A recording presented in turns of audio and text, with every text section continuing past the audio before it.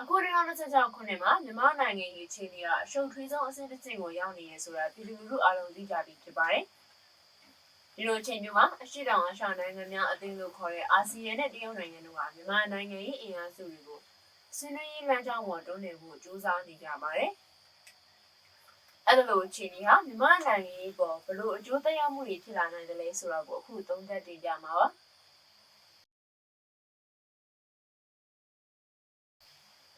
အာဆီယံကပြည်စီချင်တာကမြန်မာနိုင်ငံမှာလေရင်နဲ့ပုံကျဲတာရွာမီးရှို့တာတွေအပါအဝင်အဖွဲ့အစည်းအသီးသီးကအကြမ်းဖက်တပ်ဖြတ်နေရတွေကိုရှော့ချရေးအားလုံးပါဝင်တဲ့နိုင်ငံရေးဆွေးနွေးမှုဖြစ်ပေါ်လာရင်မြန်မာနိုင်ငံတည်ငြိမ်ရေးလိုပဲဖြစ်ပါတယ်။တရုတ်ကဘာဖြစ်စီစဉ်တယ်လဲဆိုတော့တရုတ်နယ်စပ်တည်ငြိမ်ရေးတရုတ်မြန်မာစီးပွားရေးလမ်းကြောင်းတွေလုံးလုံးရေးရှမ်းမြောက်ဒေသနဲ့ရခိုင်ဒေသမှာစစ်မဖြစ်ရင်ဖြစ်နေတဲ့စစ်ပွဲတွေရောကြရေးဖြစ်ပါတယ်။ဒီတော့မြန်မာနိုင်ငံမှာစစ်ပွဲရှည်ကြာနေရတဲ့တွင်းဆောင်ဆွေးနွေးရေးဖြစ်စီခြင်းဟာတရုတ်နဲ့အာဆီယံတို့အတွက်အကျိုးစီးပွားဆောင်ချက်ပဲဖြစ်နေပါတယ်။သူတို့ရဲ့ဆောင်ချက်ဟာတော်လှန်ရေးအကျိုးစီးပွားနဲ့တော့ဆန့်ကျင်ဘက်ဖြစ်နေပါတယ်။အဲ့ဒီအချက်ကိုမြန်မာပြည်သူပြည်သားနဲ့တော်လှန်ရေးသမားတွေအလေးနဲ့သတိပြုဖို့လိုပါလိမ့်မယ်။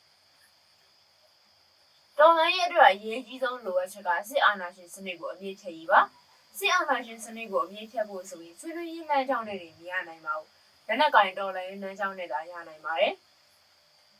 ဆွေးနွေးရေးလမ်းကြောင်းကိုလိုက်မယ်ဆိုရင်စစ်အုပ်စုစစ်အစိုးရစစ်အာဏာရှင်စနစ်ရဲ့ရည်တည်ခွင့်ကိုသဘောတူရပါလိမ့်မယ်။စစ်အာဏာရှင်စနစ်အမြင့်ဖြတ်ပေးရမယ်ဆိုရင်စစ်အုပ်စုကဘယ်တော့မှဆွေးနွေးမှာမဟုတ်ပါဘူး။တရုတ်ဟာ NUG ကိုပါဆွေးနွေးပွဲတွေကိုဆွဲသွင်းဖို့ကြိုးစားလာနေကြောင်းယုံကြည်ရလောက်တဲ့သတင်းတွေထွက်ပေါ်နေပါတယ်။တိုးကန်ဒေတာမှာစစ်အုပ်စုနဲ့ NUG ကိုတွဲဆောင်ပေးနေတယ်ဆိုတဲ့သတင်းစကားပါ။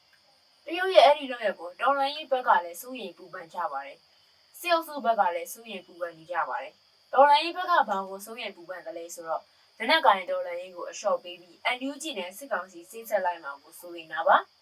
။စစ်အုပ်စုဘက်ကဘာကိုစိုးရိမ်တယ်လဲဆိုတော့သူတို့စစ်အစိုးရတစ်ခုတည်းကိုသာအာဏာပိုင်ဖြစ်အတိမတ်မပြုပဲတခြားအင်အားစုတွေကိုပါအတိမတ်ပြုထည့်သွင်းစဉ်းစားလာကြတဲ့အတွက်စိုးရိမ်ပူပန်တာပါ။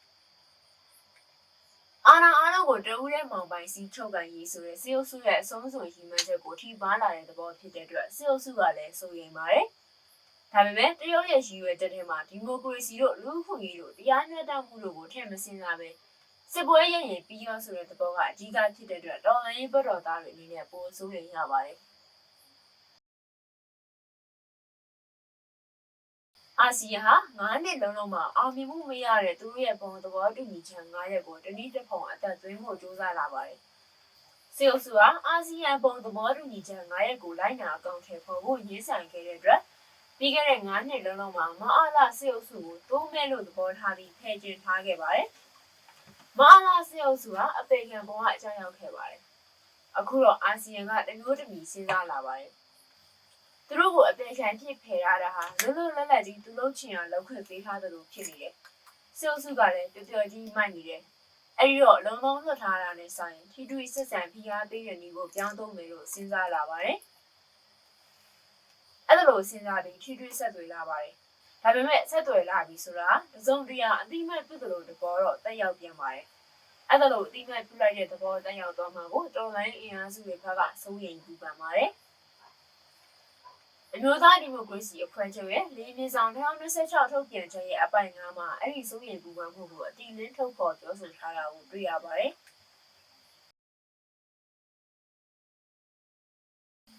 အာဆီယံနိုင်ငံတွေထဲမှာဖိလစ်ပိုင်၊အင်ဒိုနီးရှား၊မလေးရှားတို့ဟာလူ့အခွင့်အရေးဒီမိုကရေစီဥပဒေစိုးမိုးရေးတို့ကိုပိုပြီးလိုလားတိမ်ညွတ်တယ်လို့တန်တမန်လောကတစ်ခုလုံးကမှတ်ယူထားကြပါတယ်။အဲ့လိုတိမ်ညွတ်မှုရှိတဲ့အတွက်မအားလာရဲ့စစ်အုပ်စုအပေါ်မှာတင်းမာတဲ့သဘောထားရှိသူနိုင်ငံတွေလို့သတ်မှတ်ကြပါတယ်။ထိုင်း၊ကမ္ဘောဒီးယား၊လာအိုတို့ကိုတော့စစ်အုပ်စုအပေါ်ပျော်ပြောင်းသူတွေလို့အများကသတ်မှတ်ကြပါတယ်။ကျန်နိုင်ငံတွေကိုဂျားနီလို့သဘောထားကြပါတယ်။အခုဖိလစ်ပိုင်ဥက္ကဋ္ဌဖြစ်နေတဲ့အချိန်မှာထိတွေ့ဆက်ဆံရေးမှုဖြစ်လာတာကိုမအားလာစစ်အုပ်စုကစိတ်မတက်မတာခံစားရပုံပေါ်ပါတယ်။အဲဒါကြောင့်စစ်အုပ်စုလွှတ်တော်ကနေအာဆီယံကိုပြင်းပြင်းထန်ထန်ဝေဖန်ခဲ့ပါတယ်။ဒါပေမဲ့စစ်အုပ်စုရဲ့နိုင်ငံခြားရေးဝန်ကြီးဦးတင်မောင်ဆွေနဲ့ဖိလစ်ပိုင်နိုင်ငံခြားရေးဝန်ကြီးလည်းဖြစ်အာဆီယံအထူးကိုယ်စားလှယ်လည်းဖြစ်တဲ့မာရီယာထရီဇာလာဇာတို့တွေ့ဆုံချိန်မှာတော့လွှတ်တော်ရဲ့ဆုံးဖြတ်ချက်ဟာပြည့်ပြည့်ပြီးဖြစ်တယ်လို့ဦးတင်မောင်ဆွေကပွားခတ်ခဲ့ပါတယ်။လွှတ်တော်ရဲ့ဆုံးဖြတ်ချက်တစ်ခုကိုလွှတ်တော်တော်မသိလိုက်ရပဲအပေချခံရတာပါ ဒါမအလားစစ်ဆိုရကစစ်လက်တော်ကိုသုံးလုံးမှောက်လုပ်လိုက်တဲ့အထင်ရှားဆုံးတာရကဖြစ်ပါတယ်။လက်တော်ကိုခွေးဝင်စားအဆင့်သမင်းတော်ဟင်းတို့အဆင့်ရအောင်ပို့လိုက်တာပါ။မာရီယာထရီဇာလာဇာတို့အတွက်လည်းမလွယ်ကူလာပါဘူး။သူ့ကိုမြန်မာနိုင်ငံဆိုင်ရာဒူးကြက်ဘေးကောင်စီ SACM ကဇူလိုင်လ18ရက်မှာပြင်းပြင်းထန်ထန်ဝေဖန်ခဲ့ပါတယ်။စေအုပ်စုရဲ့နိုင်ငံခြားရေးဝန်ကြီးနဲ့တွေ့ဆုံတဲ့အတွက်ဝေဖန်ခဲ့တာပါ။ဖိလစ်ပိုင်ဟာအာဆီယံဥက္ကဋ္ဌဖြစ်လာတဲ့အတွက်စေအုပ်စုအပေါ်မှာပိုတင်းကျပ်လာမယ်လို့တန်တမန်အတိုင်းဝိုင်းကညွှန်လင်းထားခဲ့ကြပါတယ်။ဒါပေမဲ့လက်တွေ့မှာဖိလစ်ပိုင်ရဲ့ချင်းကတွေ့ဆုံရေးမှုဟာရှုပ်ထွေးမှုတွေကိုပိုဖြစ်ပေါ်စေပါတယ်။ဖိလစ်ပိုင်ဟာမအားရစစ်အစိုးရကိုအပြည့်အဝအသိမှတ်ပြုတာမျိုးမဟုတ်ပါဘူး။ဒါပေမဲ့ချင်းကထိတွေ့နေတဲ့အတွက်တစုံတရာအသိမှတ်ပြုတဲ့သဘောတက်ရောက်နေပါတယ်။ဖိလစ်ပိုင်ဟာ NUG အမျိုးသားညီညွတ်ရေးအစိုးရကိုလည်းအစိုးရဖြစ်အသိမှတ်ပြုထားတာမဟုတ်ပြန်ပါဘူး။ဒါပေမဲ့စီးပွားရေးလမ်းကြောင်းကိုဖွင့်ထားတဲ့အတွက်တစုံတရာအသိမှတ်ပြုတဲ့သဘောတက်ရောက်ပြန်ပါတယ်။ဖိလစ်ပိုင်ကိုဝေဖန်တဲ့သူတွေကတော့အာဆီယံဟာစစ်အုပ်စုကိုနိုင်ငံရေးထွက်ပေါက်ပေးနေရဲ့အသက်ဆက်ပေးနေတယ်လို့ဆိုကြပါတယ်။ဖိလစ်ပိုင်ကတော့နိုင်ငံရေးထွက်ပေါက်ပေးတာမဟုတ်ဘူး။ပြဿနာဖြေရှင်းရေးအတွက်လမ်းဖွင့်ပေးတာလို့ဆိုပါတယ်။အဲ့ဒီအငြင်းပွားမှုဟာရှေ့လျှောက်ပိုပြီးပြင်းထန်လာဖွယ်ရရှိပါတယ်။စေအုပ်စုဟာတွေးဆုံဆွေးနွေးရေးစကားကိုသူတို့ရဲ့အမိခံရတာဆိုရဖွဲ့စည်းပြီးနောက်မှာတွင်တွင်ကြဲကြဲပြောလာပါတယ်။လက်နက်ကိုင်တော်လှန်ရေးအဖွဲ့တွေကိုစစ်တိုက်ပြီးအနိုင်မယူနိုင်တဲ့အတွက်စေအုပ်စုဟာနိုင်ငံရေးနည်းနဲ့ထွက်ပေါက်ရှာဖို့ကြိုးစားလာတာဖြစ်ပါတယ်။စေအုပ်စုဟာသူတို့စစ်ရေးရှုံးနေတဲ့အခါတိုင်းမှာအပြစ်ခတ်ရစရေးတို့လူရင်းချမ်းသာခွင့်တို့ကြီးညာပြီးတော်လှန်ရေးအဖွဲ့တွေကိုသွေးခွဲလေးရှိပါတယ်။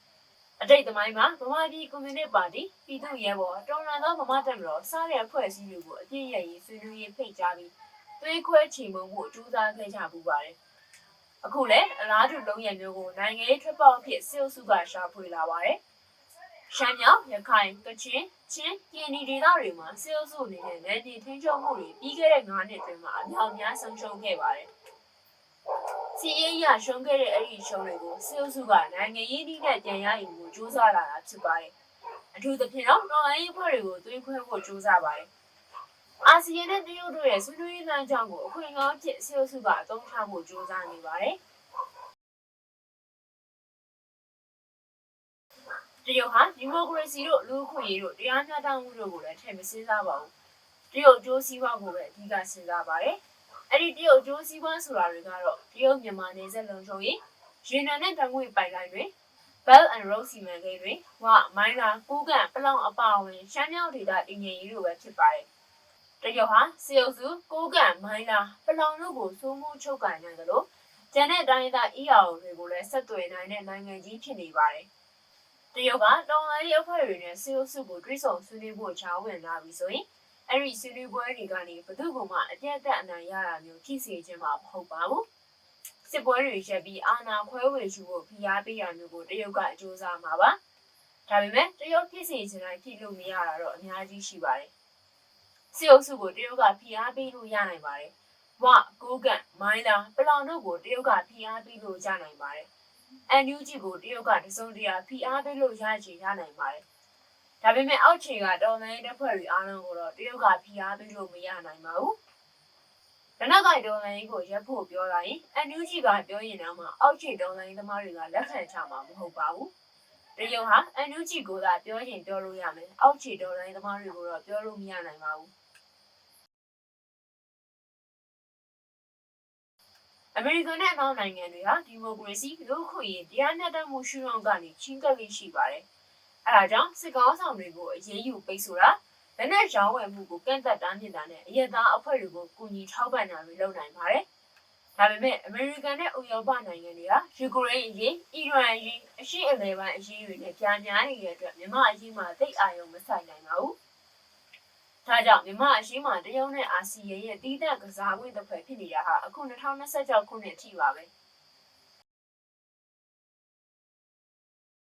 တရုတ်နဲ့အာဆီယံတို့ရဲ့တွန်းအားကြောင့်ဆွေးနွေးရေးလမ်းကြောင်းဟာအရွေးတစ်ခုဖြစ်ပေါ်လာတာကိုတော့မြင်တွေ့ရမှာပါ။ဒါပေမဲ့ဆွေးနွေးရေးလမ်းကြောင်းအလုံးမဖြစ်နိုင်တဲ့အဟန့်အတားတွေရှိနေပါတယ်။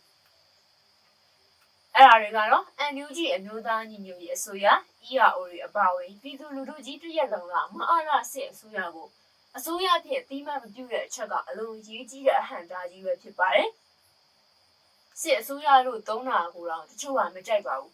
စစ်အစိုးရဆိုရင်အစိုးရလို့အတိမတ်ပြုသလိုဖြစ်သွားမှာကိုစိုးရိမ်ကြတာပါစစ်အုပ်စုကလည်းအန်ယူဂျီအမျိုးသားညီညွတ်ရေးအစိုးရနဲ့တော်လှန်ရေးအင်အားစုတွေကိုအကြမ်းဖက်တွေအဖြစ်နဲ့သတ်မှတ်ထားပါတယ်ဒါဟာစစ်စပ်လို့မရနိုင်တဲ့အဓိကအကြဆုံးပဋိပက္ခကြီးနှစ်ရပ်ဖြစ်ပါတယ်